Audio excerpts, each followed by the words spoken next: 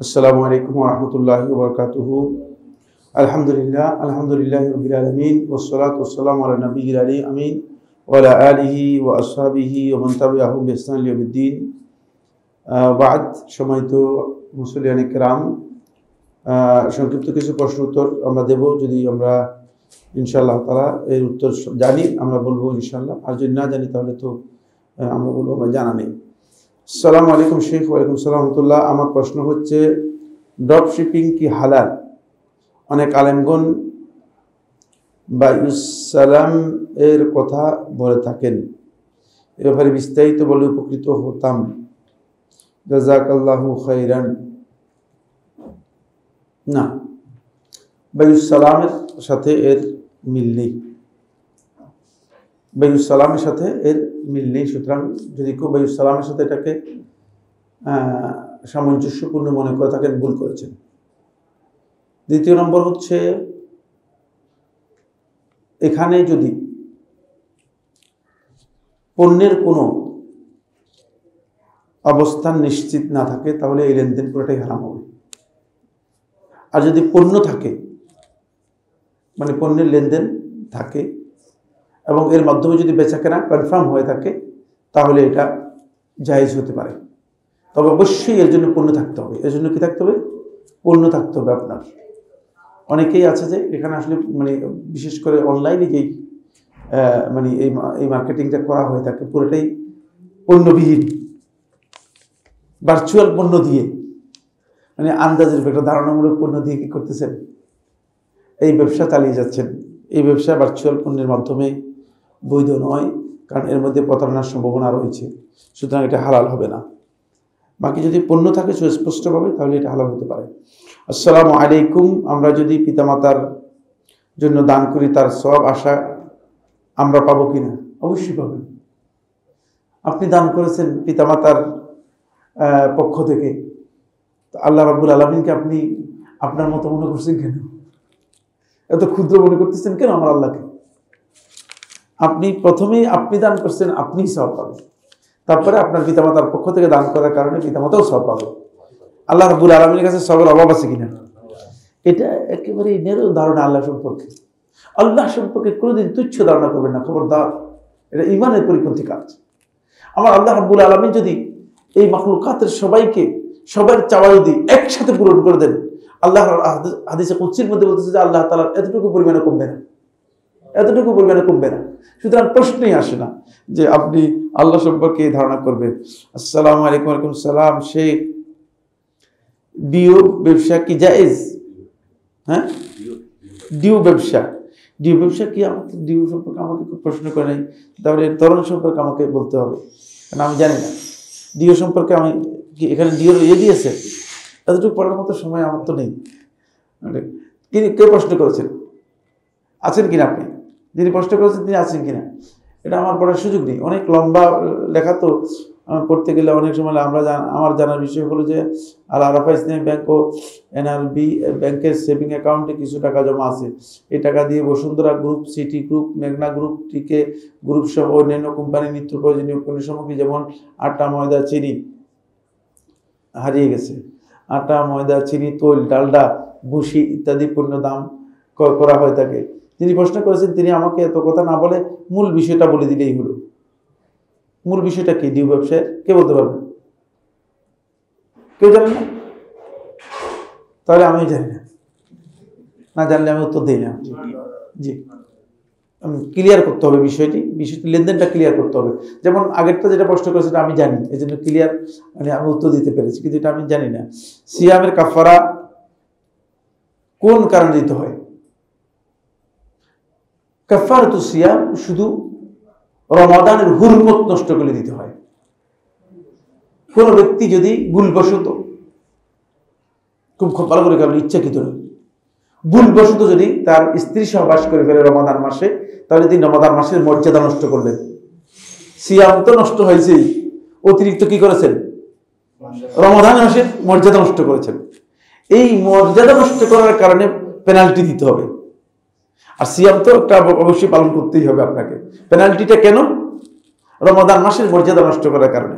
শুধুমাত্র এই অবস্থায় রমাদানের কাফফারা হয়ে থাকে, অন্য অবস্থায় রমাদানের কোনো কাফফারা নেই। ইসলামিক কোনো অনুষ্ঠানের শেষে যে আপ্যায়ন করা হয় তাকে তাবারুক বলা যাবে কি না? তাবারুকটা এটা শয়তানের ডিজাইন। কার ডিজাইন? তাবারুক মানে বলা হয় থেকে এমন বস্তু যে বস্তুর মাধ্যমে আপনি বরকত হাসিল করতেছেন, নাউজুবিল্লাহি মিন যালিক। এগুলো ডিফাইন করা আছে শরীয়তের মধ্যে, যেখান থেকে বরকত হাসিল করতে পারবেন। একটা বলেন তো, কে বলতে পারবেন? সাহারি। সাহারি হচ্ছে তাবারুক, বরকত হাসিল করার বিষয়। আরেকটা হ্যাঁ না, ইফতারের হ্যাঁ হ্যাঁ প্লেট চেটে খাওয়া বরকত, এটা তাবারুক। আরেকটা জমজমের পানি, সুনির্দিষ্ট করা আছে বরকতের উপর। আমি এখানে কোনো খুতবা দিইনি, আমার খুতবা আছে বিভিন্ন জায়গায়। আমার যদি খেয়াল থাকে যে আমি বরকতের উপর, খুবই গুরুত্বপূর্ণ বিষয় বরকত বিষয়টি। বরকতের একমাত্র মালিক হচ্ছেন কে? তাবারাকাল্লাযী বিয়াদিহিল মুলক ওয়া হুয়া আলা কুল্লি শাইইন কাদির। তিনি হচ্ছেন বরকতময়, এবং তিনি যে জিনিসকে বরকত ঘোষণা করেছেন সেটা বরকত পাবে। আর বাকি কোনো জিনিসের মধ্যে বরকত নেই। বাকি কোনো জিনিসের মধ্যে মন গড়া বরকত তৈরি করার কি নেই, সুযোগ নেই। হুজুরের পায়ের দোয়া পানি এনে বলবে যে এটার বরকত নেই, খবরদার, এগুলো কিচ্ছু নেই, এগুলোতে কি নেই, কোনো বরকত নেই। তারপরে এটাতে কি কয় জানি, ওই চট্টগ্রামে কি যে নোংরা পানি, না কষ্ট কতগুলো, ইস এত দুর্গন্ধময়। আর সেগুলো মানুষ দেখি যে বোতলে বোতলে করে নিয়ে যাচ্ছে, কি এগুলো বলে বরকতের জন্য নিচ্ছে। বরকত যদি এত দুর্গন্ধময় হয় তাহলে বরকত থেকে আল্লাহ তাআলা আমাদেরকে মাফ করবে। নাউজুবিল্লাহি মিন যালিক। এগুলো সব গলত কথা, গলত চিন্তাধারা। সুতরাং এগুলোকে তাবারুক বলা যাবে না। এগুলোকে আপনি আপ্যায়ন বলতে পারেন, মেহমানদারি বলতে পারেন, জিয়াফত বলতে পারেন, এটা জায়েজ। শিফা লাভের উদ্দেশ্যে যদি কেউ এই ধরনের কোনো খাবার খান তাহলে হারাম করলেন, হারাম হবে। যদি এই তাবারুক, মিলাদের পরে জিলাফি, তারপরে 40-এর পরে কুলখানি, এরপরে খাবার, এগুলোকে যদি কেউ শিফার উদ্দেশ্যে, যেগুলো খাবার উদ্দেশ্য হচ্ছে আল্লাহ তাআলা আমাকে শিফা দেবে, তাবারুক মনে করে শিফা লাভের উদ্দেশ্যে এগুলো খান। আমি যে মাদ্রাসায় পাস করেছি সেখানে এই তাবারুক বিতরণ করা হতো, অন্তপক্ষে 40 থেকে 50 জন আহত হতো এটা কালেক্ট করার জন্য। আমি চোখে দেখা, বুঝতে পেরেছি। আমি তো বিশ্বের মাদ্রাসায় বুঝতে না, পড়ালেখা করে বড় হয়েছি, মানে পুরোটাই পীর, 100% পীর। তাবারুক ফজরের পর বন্টন করা হতো, এর জন্য পুলিশ নিয়ে আসা হতো, বুঝলেন? পুলিশ কন্ট্রোল করতে পারতো না, অন্তপক্ষে 100-150 লোক আহত হতো। তাবারুকের মানে ইয়েটা কি, বলিয়মটা কি, গুরুত্বটা কি? প্রয়োজনে মানুষ হত্যা করি হলে তাবারুক একেবারেই ভুল ধারণা।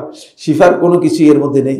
আসসালামু আলাইকুম শেখ, মহান রব আপনার উপর রহম করুন, আল্লাহুম্মা আমিন। আপনাদের উপর আল্লাহ সুবহানাহু ওয়া তাআলা মেহেরবানি করে রহমত নাজিল করুন। আপনাদের সবাইকে আল্লাহ রাব্বুল আলামিন কবুল ও মঞ্জুর করুন। লাইলাতুম মিন নিসফি শাবান এর রাতের সেই হাদিসটিকে শেখ রাসূলুদ্দিন আলবানী রাহমাতুল্লাহ সহি বলেছেন যে হাদিসটিতে কি কোনো আমলের কথা বলা আছে? না, কোনো আমলের কথা বলা নেই। শেখ নাসিরউদ্দিন আলবানী রহমতুল্লাহ আলাইহি সম্পর্কে আপনি জানতে হবে, শেখ রহমতুল্লাহ আলাইহি হাদিসগুলোকে তাসসীহ করেছেন সনদের দিক থেকে। যদিও এই হাদিসের সনদের মধ্যে কাজী আব্দুল্লাহ ইবনে লাহিয়া আল কুফি রহমতুল্লাহ আলাইহি আছেন। কাজী আব্দুল্লাহ ইবনে লাহিয়া আল কুফি রহমতুল্লাহ আলাইহি তিনি সনদের দিক থেকে বিতর্কিত। তার হাদিস কোন অবস্থায় সহিহ হবে না, সহিহ হওয়ার সুযোগ নেই।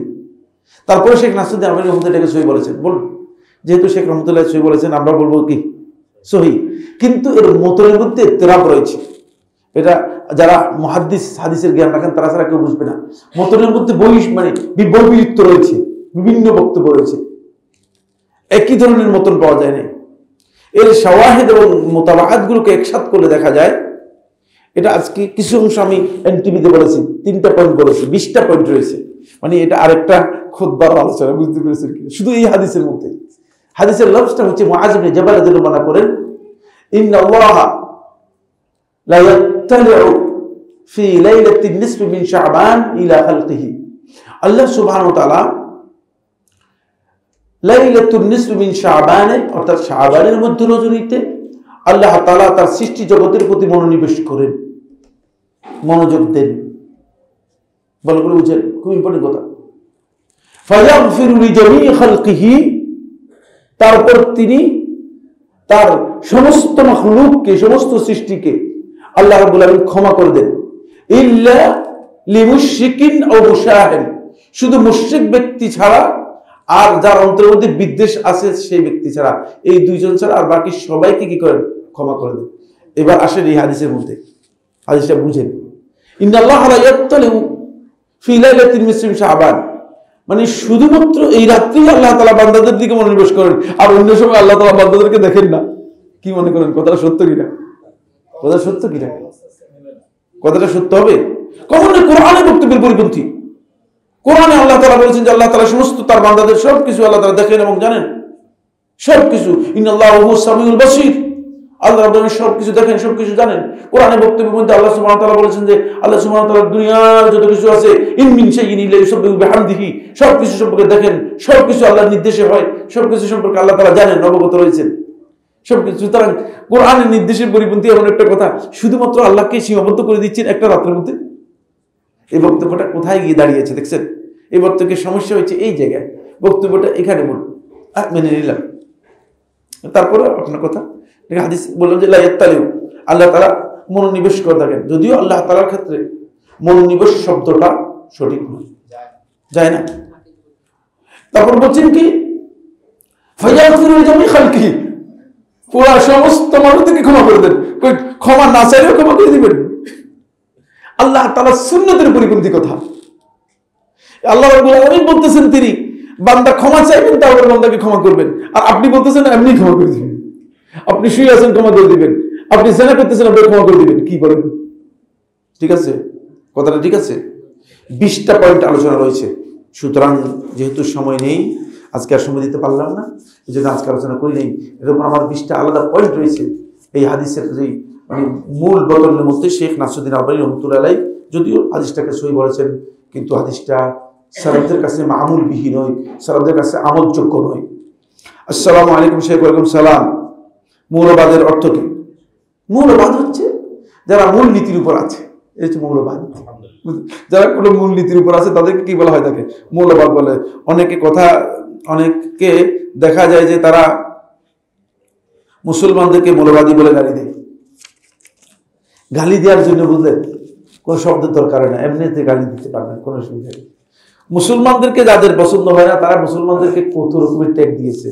মুসলিমদেরকে জঙ্গি ট্যাগ দিয়েছে, মুসলিমদেরকে কনজারভেটিভ ট্যাগ দিয়েছে, অপ্রগতিশীল ট্যাগ দিয়েছে। মুসলিম দেখলেই তাদের গায়ে জ্বালা শুরু হয়ে যায়।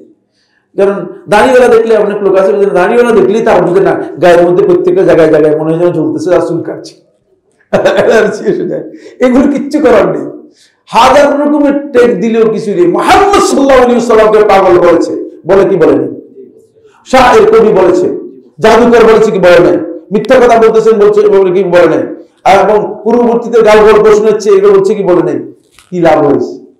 এগুলো বলবি, কারণ ইসলাম থেকে দূরে সরানোর জন্য, আল্লাহর বান্দাদেরকে আল্লাহর দিন থেকে দূরে সরানোর জন্য শয়তানের একটা কৌশল হচ্ছে মানুষদেরকে ট্যাগ লাগিয়ে দেয়া, বুঝলেন? আর যখন আমাকে ট্যাগ লাগাই দিবেন তখন মানুষ আর আমার কথা শুনবে না, বলবে যে আরে সাইফুল্লাহ ভাই কট্টরপন্থী, সরে যাও। নাউজুবিল্লাহ মিন যালিক। কট্টরপন্থী আমি কোরআন হাদিসে বলতে বলি, কট্টরপন্থী হলেও কোরআন হাদিস, কট্টরপন্থী না হলেও কি কোরআন হাদিস, মৌলবাদী হলেও কোরআন হাদিস, আর মৌলবাদী না হলেও কি কোরআন হাদিস। সুতরাং মুসলিমরা অবশ্যই কোরআন হাদিসের মূলনীতির বাইরে যাওয়ার কোনো শুধু মুসলমানদের নেই। যতই মৌলবাদী স্লোগান দেন না কেন, আপনি মৌলবাদী, আপনি কি বাদী? যিনি আপনি একজনকে মৌলবাদী বলতেছেন, আপনি কি বাদী? মৌলবাদীর বিপরীত কি? আগাবাদী। আগাবাদী কিচ্ছু না, পরগাছা, আগাছা। আগাছা আর পরগাছার কোনো ভিত্তি নেই। ভিত্তি হচ্ছে কাশাজারাতিন আসলুহা ফিস সামা, আসলুহা ফিল আরদি ওয়া ফারউহা ফিস সামা। ওই গাছের মতো যে গাছের শিকড় হচ্ছে পৃথিবীতে স্থাপিত আর শাখা প্রশাখা আসমান পর্যন্ত প্রসারিত হয়েছে, এটার সাথে জড়িত থাকলে তিনি হচ্ছেন মুসলিম। মৌলবাদী বলেন যাই খুশি তাই বলেন। হাযা সুবহানাকাল্লাহুম্মা ওয়া বিহামদিকা আশহাদু আল্লা ইলাহা ইল্লা আনতা আস্তাগফিরুকা ওয়া আতুবু ইলাইক।